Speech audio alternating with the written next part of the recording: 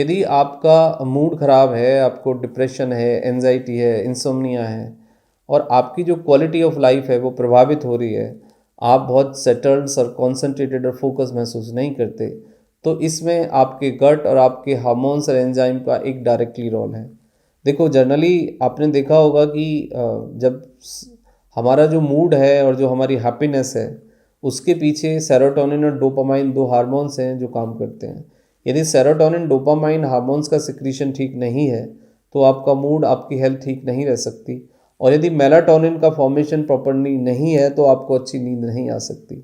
तो ये सब चीज़ें हैं जो आपको समझनी चाहिए, तभी आप अपने गट और स्वास्थ्य को ठीक रख सकते हैं, अदरवाइज ये प्रॉब्लम्स आपको होगी। इसके बाद होता है कि आपने देखा होगा बहुत सारे लोगों को बहुत स्ट्रेस होता है, लेकिन बहुत सारे लोग बिल्कुल नॉर्मल रहते हैं। तो यदि बहुत ज़्यादा स्ट्रेस है आप पर और आप स्ट्रेस के अंडर हैं तो फिर आपकी गट हेल्थ कंसर्न है, आपकी गट हेल्थ को आपको समझना होगा, क्योंकि स्ट्रेस का लेवल तभी आपके ऊपर बढ़ता है कि जब सेरोटोनिन डोपामाइन हार्मोन्स का जो सिक्रीशन है वो एबनॉर्मल हो जाता है। सेरोटोनिन डोपामाइन न्यूरो ट्रांसमीटर्स हैं और ये हमारे न्यूरॉन्स की जो फंक्शनिंग है, यानी जो उसका काम है, उसको रेगुलेट करते हैं और उसको नॉर्मलाइज करते हैं। सेरोटोनिन डोपामाइन का सिक्रीशन यदि ठीक नहीं है तो हमारे ब्रेन की, सेंट्रल नर्वस सिस्टम की, न्यूरॉन्स की फंक्शनिंग ठीक नहीं हो सकती और हमारा मूड और हमारा हेल्थ ठीक नहीं हो सकता। तो इसमें एक कनेक्टिव लिंक है, इसको हमें समझना होगा और इसको समझकर ही हम ठीक कर सकते हैं।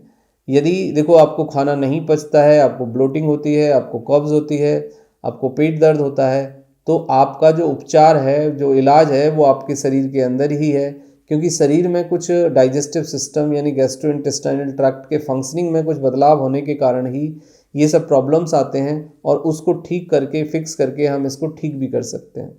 सबसे पहला जो इम्पॉर्टेंट रोल है वो है आपके एंजाइम्स का। जो बॉडी के अंदर जो एंजाइम्स होते हैं, यदि एंजाइम का सिक्रीशन प्रॉपर है, अच्छा है, तो आपको फिर कैटाबॉलिक और जो एनाबॉलिक जो एक्टिविटीज़ हैं, यानी जो खाने का जो पचना है या खाने का फिर बाहर निकलना है, वो प्रक्रिया काफ़ी अच्छे से होती है। और आपकी इंटेस्टाइनल हेल्थ ये डिसाइड करेगी, पैनक्रियाटिक हेल्थ और लिवर की हेल्थ, कि आपके एंजाइम का सिक्रीशन कैसा है। तो एंजाइम का जो सिक्रीशन है, एंजाइम पैनक्रियाटिक एंजाइम्स हो सकते हैं, इंटेस्टाइन से एंजाइम्स मिलते हैं हमें, और गॉल ब्लैडर इनडायरेक्टली मदद करता है डाइजेशन में, प्लस आपका हाइड्रोक्लोरिक एसिड और प्लस आपका एंजाइम रिलीज जो होते हैं।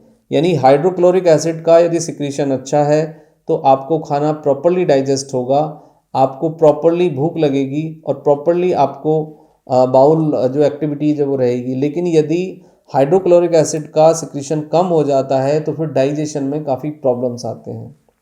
एसिड की लगातार कमी आपके डाइजेशन की प्रक्रिया को धीमा करती है, पुअर करती है। यदि एसिड का सिक्रीशन लगातार कम रहेगा तो आपको अच्छे से भूख नहीं लगेगी और आपको डाइजेशन नहीं होगा, फिर उससे आपको एसिडिटी बनेगी और कॉन्स्टिपेशन होगा। एंटासिड का यदि आप लगातार लंबे समय तक यूज़ करते हैं तो एंटासिड का लगातार लंबे समय तक विदाउट डॉक्टर प्रिस्क्रिप्शन यूज़ करना आपके HCl के सिक्रीशन को, एसिड के सिक्रीशन को कम कर सकता है, सप्रेस कर सकता है, और उससे फिर आपको डाइजेशन संबंधी प्रॉब्लम्स आते हैं। एंटीबायोटिक, स्टीरॉयड और पेन किलर, ये तीनों भी आपके एसिड के सिक्रीशन को सप्रेस करते हैं और हमारा जो GI बैक्टीरिया होता है, हमारा GI जो ट्रैक्ट है उसके अंदर जो बैक्टीरिया है उसके रेशियो को भी बर्बाद करते हैं। और जो गट हेल्थ है, जो हमारा GI फ्लोरा है, जो कि रेस्पॉन्सिबल है विटामिन के प्रोडक्शन के लिए, डाइजेशन के लिए, GI फ्लोरा को बर्बाद करते हैं एंटीबायोटिक, स्टीरॉयड और पेन किलर, जिसके कारण हमें इंडाइजेशन होता है, भूख कम लगती है, हमारा वेट रिड्यूस होता है, पेट दर्द होता है, कॉन्स्टिपेशन आता है और पेट संबंधित दूसरी समस्याएं भी आप देखते हैं। सबसे ज़्यादा ज़रूरी है कि अब हम हाइड्रोक्लोरिक एसिड को कैसे मेंटेन करें। हाइड्रोक्लोरिक एसिड को मेंटेन करने के लिए आपको सिंपली एंटासिड नहीं लेना है विदाउट रिक्वायरमेंट और विदाउट डॉक्टर प्रिस्क्रिप्शन। यदि आपके डॉक्टर आपको एंटासिड देते हैं तो आप उतने समय ही केवल एंटासिड खाएं जितने की डॉक्टर ने लिखा है, या फिर एंटासिड आप नेचुरली, एंटासिड के बजाय आप कर्ड खाएं, या फिर आप दूसरी चीज़ें ले सकते हैं जिससे कि आपका डाइजेशन प्रमोट होगा। हरी चटनी खा सकते हैं, एलोवेरा जूस ले सकते हैं, मॉर्निंग में आप कोई भी वेजिटेबल्स जूस ले सकते हैं, लेमन वाटर ले सकते हैं। तो इससे आपका जो एसिड का सिक्रीशन है वो नॉर्मलाइज होता है और एसिड का सिक्रीशन जैसे नॉर्मलाइज होगा तो आपका डाइजेशन इम्प्रूव होगा, डाइजेशन बेटर होगा। एक बिटाइन हाइड्रोक्लोराइड करके मेडिसन है, वो भी आप ले सकते हो, लेकिन आई पर्सनली एडवाइज कि कोई भी दवाई आप विदाउट डॉक्टर्स रिकमेंडेशन ना लें। आप अपने ऊपर, अपनी डाइट के ऊपर काम करें, अपना स्ट्रेस कम करें, अच्छी नींद लेने की कोशिश करें, रेगुलर एक्सरसाइज करें, अच्छे से आप फाइबर लें, प्लस अच्छे से पानी पिएं। और पेनक्रियाटिक एंजाइम्स भी कुछ लोगों में दिए जा सकते हैं, जिससे कि आपकी पेनक्रियाटिक फंक्शनिंग डेवलप हो जाती है, अच्छी रेगुलेट हो जाती है, और उससे आपके डाइजेशन में काफ़ी मदद मिलती है। अब बात आती है कि स्ट्रेस और एंटीबायोटिक। देखो, जो गट की हेल्थ है, आपके एंजाइम का सिक्रीशन हो, या फिर आपका सलेवा का सिक्रीशन हो, या फिर आपका पेनक्रियाटिक जूस हो, या आपका इंटेस्टाइन की फंक्शनिंग हो, स्ट्रेस डायरेक्टली इनको प्रभावित करता है।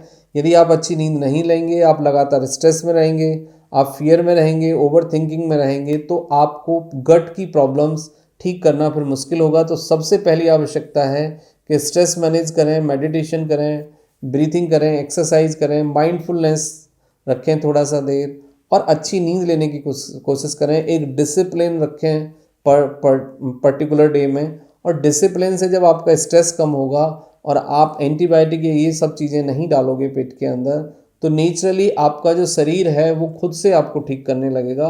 शरीर के अंदर एंजाइम्स हैं, सलेवा है, आपके जूसेस हैं, आपका जीआई फ्लोरा है, प्लस आपका पेनक्रियाटिक और लिवर फंक्शनिंग सपोर्ट है।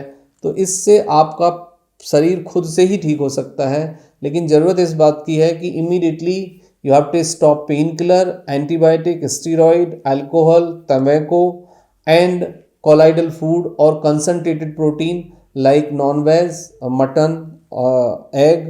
प्लस यदि मिल्क के डाइजेशन में दिक्कत है तो मिल्क ना लें, आप छाछ और दही ले सकते हैं, that is a good source, क्योंकि उसके अंदर प्रोबायोटिक्स हैं और प्लस अच्छा फाइबर है। तो दही, कर्ड भी आपको काफ़ी हद तक मदद करेगी, लेकिन इमीडिएटली ये सब आपको बंद करना होगा। Thank you very much and take care yourself.